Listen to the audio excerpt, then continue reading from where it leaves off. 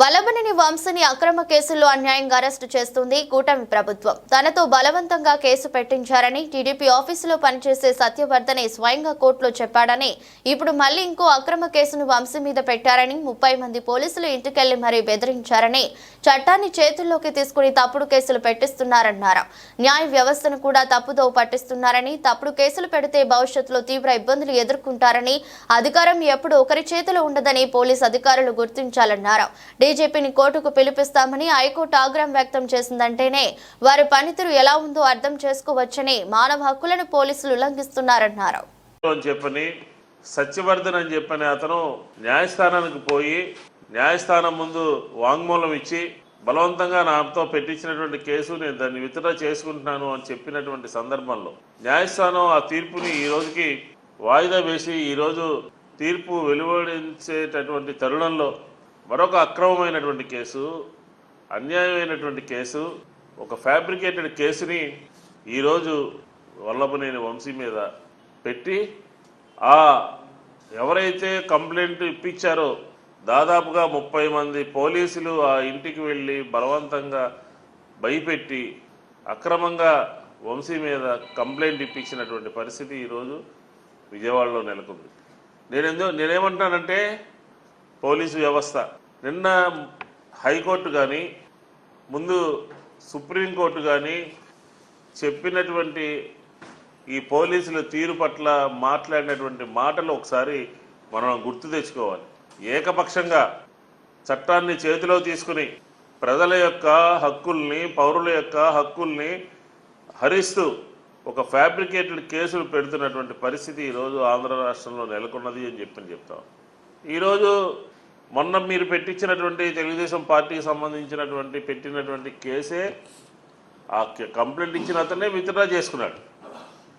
Withdraw చేసుకున్నటువంటి సందర్భంలో మళ్ళీ ఒక కేసు తీసుకొచ్చి ఆయన మీద ఎస్సీ అట్రాసిటీ కేసుని పెట్టి అరెస్ట్ చేయడం, ఆ చట్టాన్ని ఏ రకంగా దుర్వినియోగం చేస్తున్నారు. రాజకీయ వ్యవస్థ అంటే భయం లేదు, చట్టాన్ని చేతిలో తీసుకుంటున్నారు. ఆఖరికి న్యాయమూర్తుల్ని, న్యాయ వ్యవస్థని కూడా తప్పుదారి పట్టించే విధంగా ఆంధ్రప్రదేశ్లో వ్యవహరిస్తున్నారు అని చెప్పని కూడా ఈ సందర్భంగా చెప్పచ్చు. దీంతో సరిపోదు. ఏ రోజైనా సరే అక్రమంగా, అన్యాయంగా, ఏకపక్షంగా తప్పుడు కేసులు నమోదు చేస్తే భవిష్యత్తులో మీరు కూడా ఏ రకంగా ఇబ్బంది పడతారో అని చెప్పని ఒక మాట గుర్తుపెట్టుకోవాలని చెప్పని కూడా వైఎస్ఆర్ కాంగ్రెస్ పార్టీ చెప్తా ఉంది. భవిష్యత్తులో అధికారం ఎప్పుడు కూడా శాశ్వతం కాదు, అధికారం ఎప్పుడు కూడా ఒక్కరి దగ్గర ఉండదు. అధికారం ఉన్నది కదా అని ఏకపక్షంగా ఈ అరెస్టు ఆంధ్రప్రదేశ్ పోలీసులు కుట్ర చేసి, ఉన్నత స్థాయి వర్గాలు కుట్ర చేసి ఈరోజు ఆయన మీద కేసు పెట్టినటువంటి పరిస్థితి చూసాం. ఇప్పటికైనా సరే భవిష్యత్తును దృష్టిలో పెట్టుకుని ఇలాంటి తప్పుడు కేసులు వైఎస్ఆర్ కాంగ్రెస్ పార్టీ శ్రేణుల మీద ఎక్కడ ఎవరు నమోదు చేసినప్పటికీ కూడా రాబోయే రోజుల్లో మీకు ప్రజలు తగిన విధంగా బుద్ధి చెప్తారు అని చెప్పిన విషయాన్ని కూడా గుర్తుపెట్టుకుని మలుసుకోవాలి, వ్యవహరించాలి అని చెప్పాను. ఎన్నికల్లో మీరు ఇచ్చినటువంటి హామీలన్నీ మర్చిపోయారు. ఎన్నికల్లో అది రావడం కోసం ఎన్ని రకాల అబద్ధాలు ఆడారో అన్ని రకాల అబద్ధాలు ఆడారు. ఈరోజు కక్ష సాధింపు, ఈరోజు రెడ్ బుక్ రాజ్యాంగం, చట్టం లేదు, న్యాయం లేదు, ధర్మం లేదు, రాజకీయ పార్టీలు లేవు.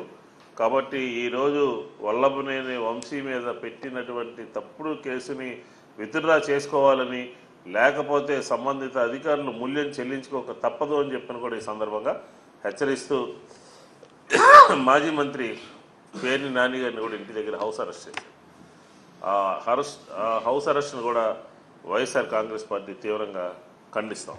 ఇప్పుడు చూసాం కదా మనం, నిన్న డీజీపీ గారిని కూడా అవసరమైతే కోర్టుకు పిలుస్తాము అని చెప్పింది. అంటే న్యాయస్థానాల యొక్క తీర్పులు కానీ, న్యాయస్థానాల యొక్క డైరెక్షన్ కానీ వీళ్ళకేం పట్టట్లేదు.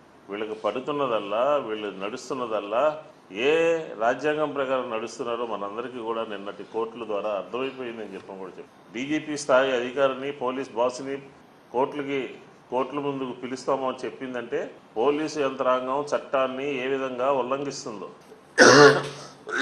పోలీసు యంత్రాంగం చట్టాన్ని ఏ విధంగా చేతిలోకి తీసుకుంటుందో, ఏ రకంగా సోషల్ మీడియా మీద తప్పుడు కేసులు పెడుతుందో, ఏ రకంగా తను అనుకున్నటువంటి రాజకీయ ప్రత్యర్థుల మీద ఏ రకంగా తప్పుడు కేసులు నమోదు చేస్తుందో స్పష్టంగా మనకు అర్థమైంది. దీంతోపాటు సుప్రీంకోర్టు కూడా ప్రజల యొక్క హక్కులు హరిస్తున్నాయి అని చెప్పడం జరిగింది. తప్పుడు కేసులు పెట్టద్దని కూడా చెప్పడం జరిగింది. అయినప్పటికీ కూడా ఆంధ్రప్రదేశ్ పోలీసుల తీరు చాలా బాధాకరంగా ఉంది.